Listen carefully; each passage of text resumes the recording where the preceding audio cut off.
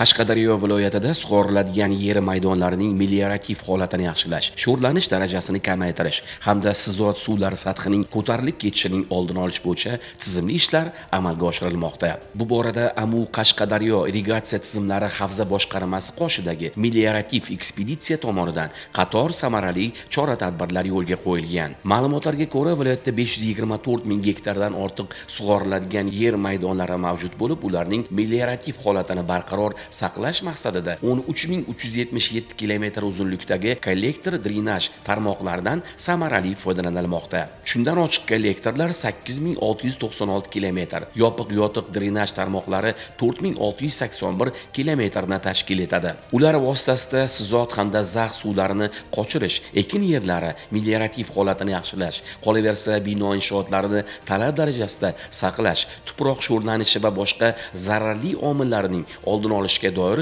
qazish, tozalash, ta'mirlash ishlari tizimli ravishda olib borilmoqda. Ushbu tarmoqlar orqali sizot suvlarini chiqarish va yerlarning sho'rlanishini kamaytirishga erishilmoqda.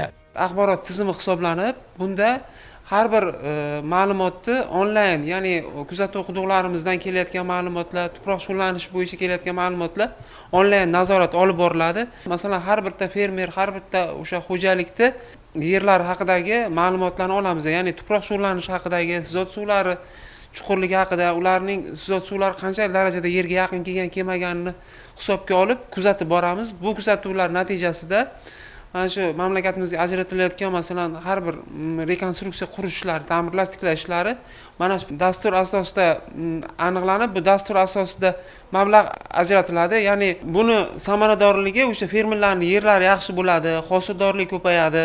Paxta g'alla masalan o'sha bug'doyga nisbatan bo'lgan hosildorlikda unumdorligi oshishi mana shu dastur orqali amalga oshiriladi.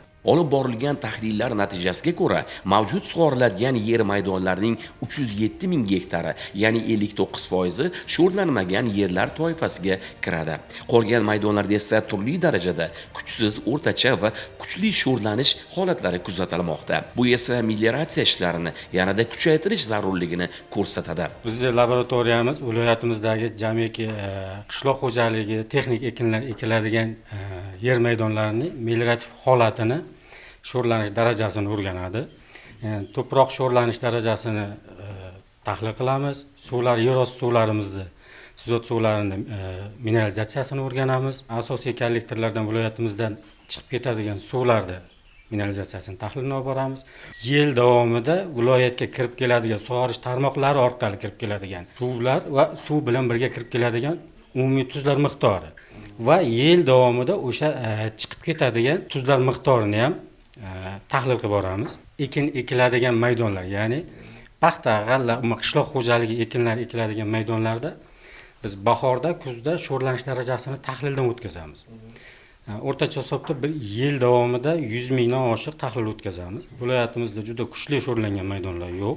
Ekspeditsiya xulosasi asosida viloyatdagi kollektor drenaj tarmoqlarida doimiy ravishda rekonstruksiya, mavsumiy tozalash ishlari bajarilmoqda. 2026 yil davlat dasturi doirasida ushbu sohani yanada rivojlantirish maqsadida 37 milliard 400 million so'm mablag' ajratilib, 13 ta istiqbolli loyihani amalga oshirish rejalashtirilgan. Ayni paytda ularning ikkitasi amalda bajarilmoqda. Bizda Qashqadaryo viloyatimizda jami 522.609 gektar sug'oriladigan maydon bo'lib, shu maydonlarning 59% sho'rlanmagan yaxshi yerlar hisoblanadi. 41% maydonimiz turli darajadagi sho'rlangan maydonlarni tashkil qiladi. Shu sug'oriladigan maydonlarning meliorativ nazoratini olib borish uchun viloyatda 14 ming kilometrdan oshiq kollektor drenaj tizimlarimiz mavjud. Yana 3621 ta kuzatuv quduqlarimiz mavjud. Bu kuzatuv quduqlar har 10 kunda o'lchab boriladi. Yiliga 3 marta vegetatsiyadan oldin 1-aprelga, vegetatsiya o'rtasida 1-iyul holatiga, vegetatsiyaning oxiri 1-oktyabr holatiga ulardan suv namunalari olib mineralizatsiyasi aniqlab boriladi. Viloyatda shu dehqon fermerlarimizning yerini unumdorligini oshirish uchun mana 2026-yilda hukumatimiz tomonidan berilgan mablag'ga asosan 13 ta loyiha asosida jami 37 milliardlik ishlar amalga oshirilishi o'zi boshlab yuborildi. Shundan 2 ta rekonstruksiya qurilish loyihamizda 9 milliarddan oshiq ishlar boshlanib ketdi. Hozirda 11 ta loyihamizda loyiha ishlari jarayoni ketyapti. Yaqin kunlarda bu ishlar amalga oshiriladi. Buni natijasida fermer xo'jaligimizda yillarni meliorativ holati barqarorlashib yaxshilanadi. Dehqonchiligimizda hosildorligimizga hosil mo'l bo'lib, qishloq xo'jaligidan yuqori hosil olishga erishamiz. Ma'lumki, Mirishkor tumanining Avazcho'l hududida joylashgan Achinko'l viloyatining Sizot suvlari yig'indisidan hosil bo'lgan yirik suv havzasi hisoblanadi. Janubiy magistral kollektoridan chiqib ketayotgan Sizot suvlarini mazkur suv havzasiga yo'naltirish bo'yicha ikkita gidrotexnik inshoot qurish hamda Achinko'l tashlamasi kollektorini rekonstruksiya qilish ishlari bo'yicha istiqbolli loyiha amalga oshirilmoqda. Tumanimizda Sizot suvlar sathini aniqlash uchun 514 ta kuzatuv quduqlari mavjud bo'lib, shu 514 tasi ham kuzatuv quduqlari ishlaydi. Shundan hozirgi zamonaviy texnologiya o'tkazilgan quduqlarni avtomatlashtirishga 203 ta quduqimiz avtomatlashtirilgan. Bular hammasi ishlaydi. Bizni 375 kilometr tumanlararo va xo'jaliklararo 686 kilometr ichki xo'jalik kollektorlari, 707 kilometr ichki xo'jalik drenajlari va 48 kilometr melioratsiya balansidagi yopiq yotiq drenajlarimiz mavjud. Shularni hammasini qilish ishlarida tumanimizda 2026-yilda davlat dasturi asosida ikkita loyiha qo'yganmiz. Buning bittasi qurilish va rekonstruksiya qilish loyihasida Achinko'l 1 yuk tashlamasini loyihalashtirilgan. Ushbu loyihani qilishdan maqsadimiz suv tanqisligi bo'lgan taqdirda ko'limizni suv kamayib ketganligi uchun 2200 gektar maydondan 1600 gektarga tushib qolganligi sababli shu kollektorni qozishga to'g'ri kelib qoldi. Ushbu kollektorni qozganimizdan keyin Achinko'l ko'lini suvni ta'minlaymiz. Qushlarni, tabiatdagi bor mavjudotlarni asrab qolgan bo'lamiz va undan keyingi ekoturizm ishlarini qilishga yaxshi sharoitlar yaratiladi. Bu kollektorimizning foydasi katta. Undan keyin ikkinchi loyihamiz Ro'zmatg'oyev va Yangiobod hududlarida kollektorlarni tizimlash, ta'minlash 72 kilometr rejalashtirilgan. Hozirgi tender savdolar bo'lyapti. Yaqin kunlarda u yerga ham ekskavatorlar tushib, 71 kilometr kollektorlarni tozalash, 32 kilometr drenajlarni yuvish, quvur o'tish joylarini ta'mirlab berish ishlari amalga oshiriladi. Bundan tashqari tadbirkor bilan birgalikda 3000 ta do'mboq jo'ja tashkil qilganmiz. Hozir do'mboq jo'jalarimizga rivojlanyapti. Uchastkamizda 15 ta qo'y, 20 ta echki, 4 ta qoramollar mavjud. Uchastkamiz hovlisiga pomidor, bodring, bolgar qalampuri, kodi, kollektorimiz bo'yiga 1 gektar oshqovoq rejalardagi 1 gektar oshqovoqni ekkamiz, ular ham rivojlanyapti. Idoramiz oldiga suv tanqisligi bo'lgani uchun nasos o'rnatdik. Nasos bilan suv sug'orib, hamma qilinadigan ishlarimizni qilyapmiz. 12 ta xodimimizga navbatma-navbat yer berdik 50 sotikdan. 21 ta xodimimizga ham yil oxirigacha uchastka 50 sotikdan yo 60 sotikdan yer bo'ladi. O'zini ehtiyoji uchun beda ekadi, daraxt ekadi. Davlat dasturi asosida 2026-yilda Janubiy bosh kollektorining 585-beketida inshoot qurilish mo'ljallangan. Undan tashqari Achinko'l kollektorini suv bilan ta'minlash maqsadida Achinko'l tashlamasi qurilishi amalga oshirish belgilangan. Inshoot tugatilishi 7 oyga mo'ljallangan bo'lib, 48% ish bajarildi. Bugungi kunda 6 ta, 7 ta ekskavator ishlab turmoqda hamda 2 ta buldozer, kran, maxsus texnikalar undan tashqari ishda qatnashyapti. Mana shu muddatidan 3 oy oldin bajaradi degan umiddaman. Nishon tumanidagi Abdulla Qodiriy, Shirinobod, Oydin, Samarqand, Nurli kelajak hududlarida yangi kollektor drenaj tarmoqlarini qurish va K6 kollektorini rekonstruksiya qilish loyihasi tarkibida 1.9 kilometr ochiq kollektorlar hamda 16.7 kilometr yopiq yotiq drenaj tarmoqlarini qurish belgilangan bo'lib, amalda 10.7 kilometr qurish va 40 dona kuzatuv quduqlarini rekonstruksiya qilishlari amalga oshirilmoqda. Bu kabi chora-tadbirlar suv xo'jaligi infratuzilmasini yaxshilashga, yerlarning unumdorligini oshirishga xizmat qilmoqda. Mana Nishon tumani Samarqand, Oydin, Nurli kelajak, Shirinobod, Abdulla Qodiriy hududlarida yopiq yotiq drenajlarni qurish loyihasida 16 kilometr 660 metr loyiha tarkibga kiritilgan. Hamda mana bu 3 million hududida 1 kilometr 855 kilometr K6 kollektorini rekonstruksiya qilish ishlari shu loyiha tarkibiga kiritilgan. Guliston hududida, Abdulla Qodiriy hududida 40 dona qurish loyihasi tarkibga kiritilgan. Shundan mana bu kungacha mana 9 kilometr 500 yopiq yotiq drenaj tarmoqlari qurib bitkarildi.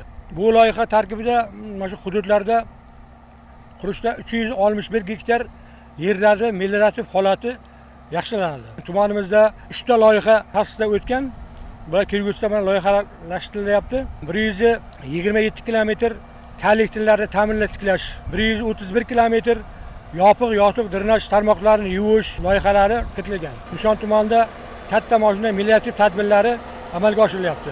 Meliorativ ekspeditsiya faqat yerlarning holatini yaxshilash bilan cheklanib qolmasdan, kollektor va suv tarmoqlaridan samarali foydalanish orqali qo'shimcha iqtisodiy imkoniyatlarni ham yaratmoqda. Xususan, so'nggi yillarda o'rdakchilikni rivojlantirishga alohida e'tibor qaratilmoqda. Qamashi tumanining Qamay mahalla fuqarolar yig'ini hududidan o'tgan T9 kollektorida tashkil etilgan o'rdakchilik xo'jaligida 2000 dona o'rdak parvarish qilinmoqda. Shuningdek, tumandagi Sohkor mahallasi hududidan o'tgan kollektorda 1000 dona o'rdak parvarishlanmoqda. 2025-yildan tashkil topgan o'rdakxonamiz meliorativ ekspeditsiya hisobidagi o'rdakxona. Bu yerda hozir biz kuniga 300 tadan 400 tadan tuxum olmoqdamiz.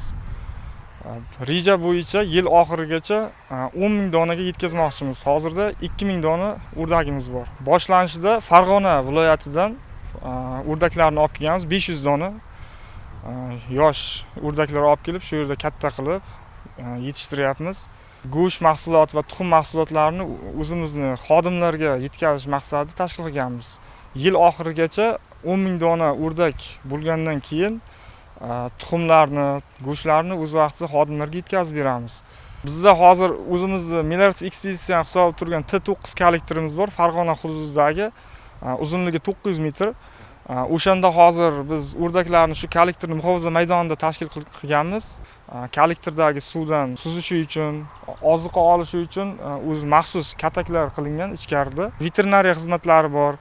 O'shalarni o'z vaqtida emlab, shart-sharoitiga, yemlariga juda katta e'tibor beramiz. Kuniga 3 mahaldan yemini veterinariya nazorati ostida berib boramiz. Yangi jo'jalarni inkubatorda olib, emlatib, bu yerga maxsus xonalarga saqlayapmiz. Sal kattaroq bo'lgandan keyin katta o'rdaklarga kollektorga qo'yib kattartirib olyapmiz. Yordamchi xo'jalikni tashkil etish bo'yicha yana qoramol va qo'ylar kurka tashkil qilganmiz. Qoramollarimiz hozir 8 taga yetgan.